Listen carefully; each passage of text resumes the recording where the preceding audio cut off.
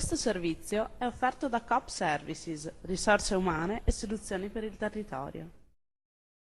Nella fresca pineta di Megliadino San Vitale è stata allestita dall'11 al 16 giugno la prima festa democratica del Montagnanese. Fino a pochi anni fa le feste dei partiti pullulavano in ogni paese. Era famosa quella dell'Unità di Castelbaldo, paese ininterrottamente di dominio rosso, fino all'esploit elettorale del centrodestra d'inizio 2000. Ormai anche quella è scomparsa, sostituita dalla festa di inizio estate, a base di gastronomia locale e di ballo. È dunque un segnale forte quello lanciato dal circolo PD del Montagnanese, riportare la politica all'interno di una festa.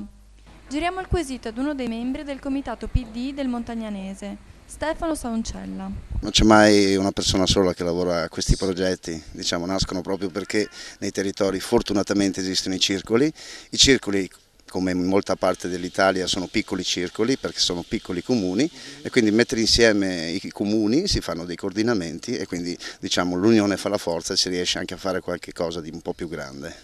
Sì, come la interpreti tu personalmente? Come una rinascita, una rivincita?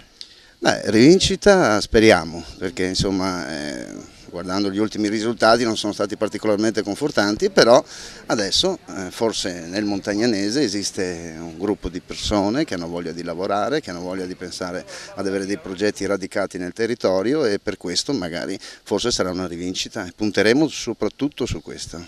Anche la scelta dell'inaugurazione della festa non è stata affidata al caso. È stata affidata infatti alla giovanissima eurodeputato Deborah Serracchiani. Friulana di Udine, si è candidata nelle file del PD ottenendo un numero di voti superiore addirittura a quello di Berlusconi. Una vera quanto inattesa esplosione, la qual cosa significa che anche nel Partito Democratico la gioventù e la freschezza delle idee vengono avanti. Idee che abbiamo voluto sentire intervistandola.